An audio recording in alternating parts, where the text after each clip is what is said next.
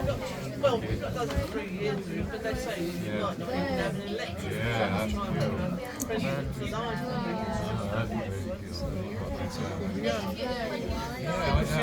Just terribly well. Well, good afternoon everybody and welcome back on board. Hope you've all been enjoying your time with us so far here today. Once again, the train is a moving vehicle, so for your own comfort and safety we do recommend you hold on during the journey back down. I managed to get some photographs. I took the photographs of the train this morning, and they're not by iPad. There was no signal, I don't think, for some reason. Not saved on the iPad. Cairngorm Funicular Railway first opened in 2001. It was constructed over 3 years, with the recent additional strengthening works taking 2 years to complete. The Victorians introduced funiculars to the UK, and they take their name from the Latin word for a rope, funus. More than 30 were built to serve the fast-growing holiday resorts with cliff-top hotels south and the east coast of England and North Wales. Some of them are still operating today. They are highly efficient and environmentally friendly. Indeed, when the Cairngorm Funicular has a full downhill carriage and an empty uphill carriage, which happens often on a busy day, the system generates a small amount of electricity, which is then fed back into the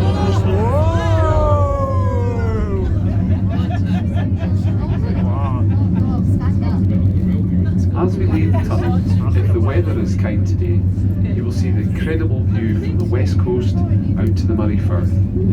On the clearest of days, the visibility can be anything up to 60 miles to the west, 70 miles to the northwest, 80 miles to the north, 45 miles out to the northeast. In the foreground, you can see the vast forests of Glenmore and Rothiemurchus, the great Strand and the majestic River Spey.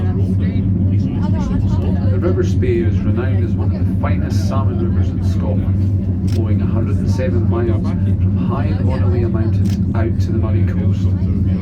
The River Spey is one of the few rivers that flows both into the North Atlantic Ocean and the North Sea, due to the headwaters being used to feed the hydroelectric turbines at Fort William.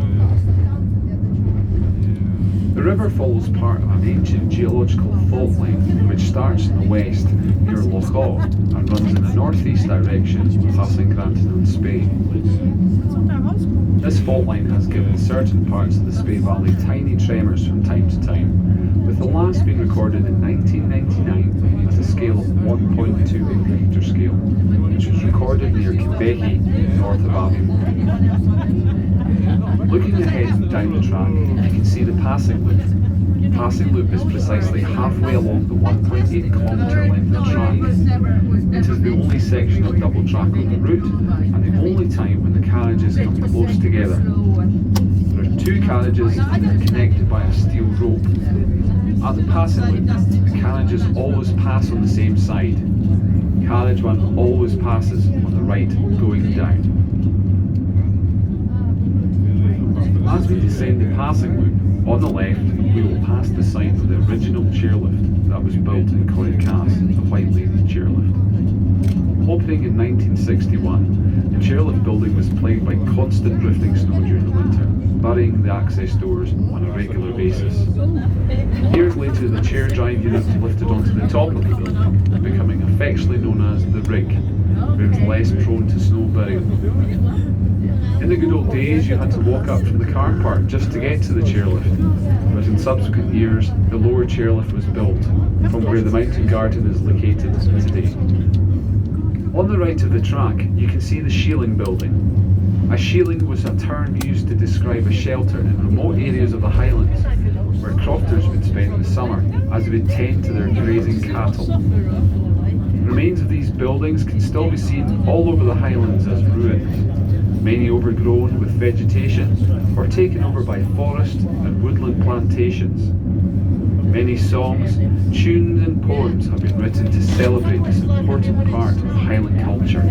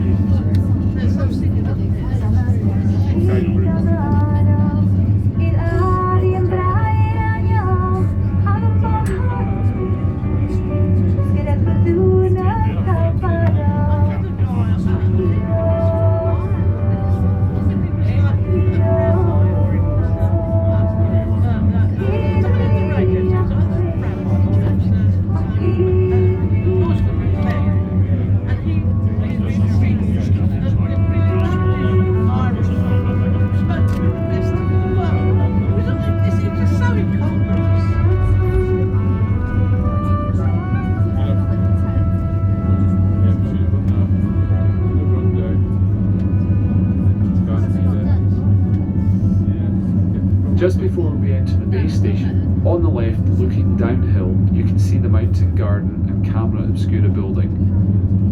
The Mountain Garden showcases the various plant, shrub and tree species that survive in the Cairngorms.